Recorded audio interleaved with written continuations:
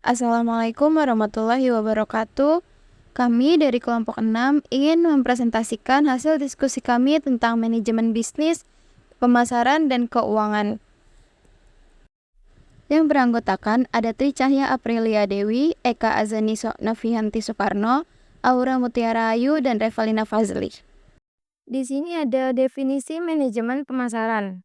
Manajemen pemasaran adalah suatu proses manajerial dan disiplin ilmu yang esensial dalam operasi bisnis, yang secara sistematis meliputi kegiatan penganalisaan, perencanaan, pelaksanaan, dan pengendalian atau pengawasan seluruh program dan aktivitas yang berkaitan dengan pasar. Kegiatan ini dirancang secara khusus untuk membentuk, membangun, dan memelihara hubungan pertukaran yang menguntungkan dengan pasar sasaran melalui pengelolaan elemen-elemen kunci pemasaran, seperti produk, harga, distribusi, dan promosi. Dari definisi tersebut, kita bisa pahami bahwa manajemen pemasaran itu bukan hanya berfokus pada penjualan, tetapi juga bagaimana perusahaan memahami kebutuhan dan keinginan konsumen. Proses ini mencakup analisis pasar untuk mengetahui peluang dan tantangan, perencanaan strategi agar produk bisa bersaing, pelaksanaan program pemasaran, sampai ke pengawasan agar semua kegiatan berjalan sesuai tujuan. Pada intinya, manajemen pemasaran itu membantu perusahaan menyesuaikan diri dengan perubahan pasar, membangun citra positif, dan menciptakan hubungan jangka panjang dengan pelanggan. Selanjutnya, di sini ada definisi manajemen keuangan.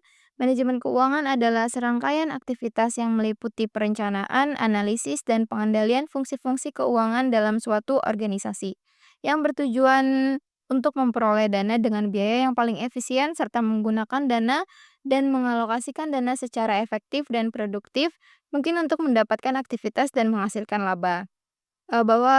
Disimpulkan bahwa manajemen keuangan itu tidak hanya berkaitan dengan bagaimana perusahaan memperoleh dana, tetapi juga bagaimana dana tersebut digunakan dan dikendalikan agar memberikan hasil yang maksimal.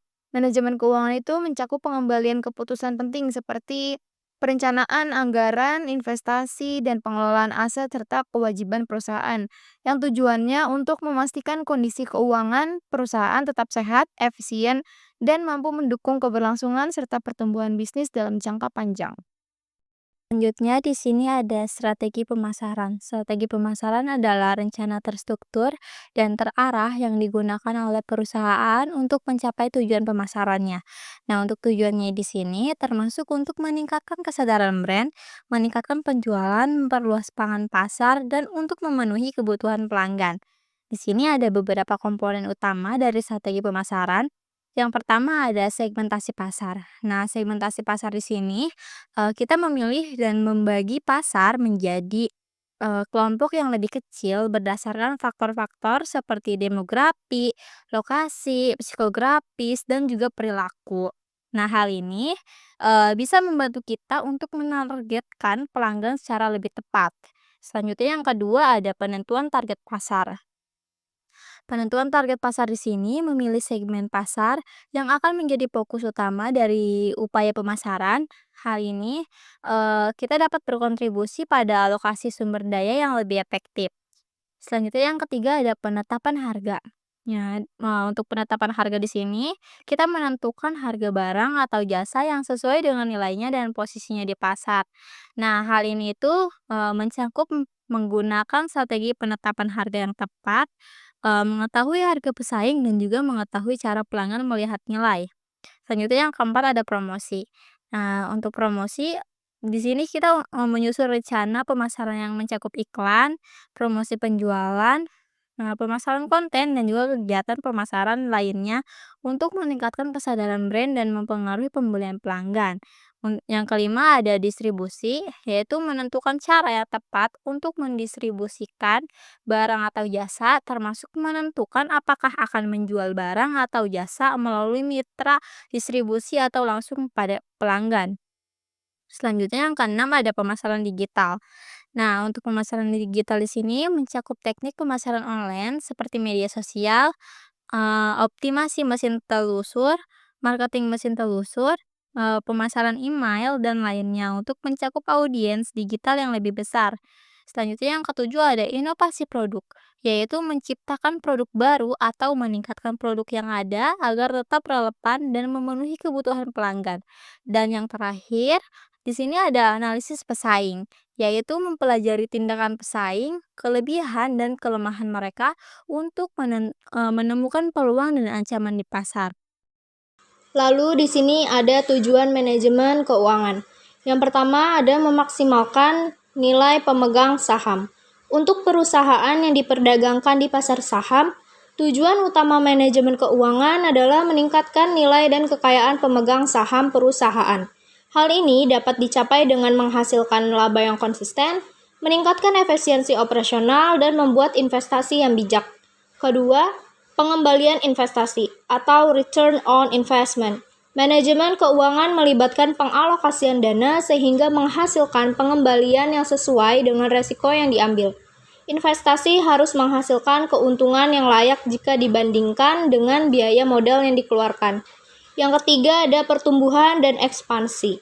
Manajemen keuangan dapat berfokus pada pencarian peluang pertumbuhan baru, ekspansi ke pasar baru, atau diversifikasi produk. Tujuannya adalah memperluas bisnis dan meningkatkan pangsa pasar. Yang keempat ada likuiditas. Kita perlu memastikan bahwa entitas memiliki cukup dana untuk memenuhi kewajiban finansial segera.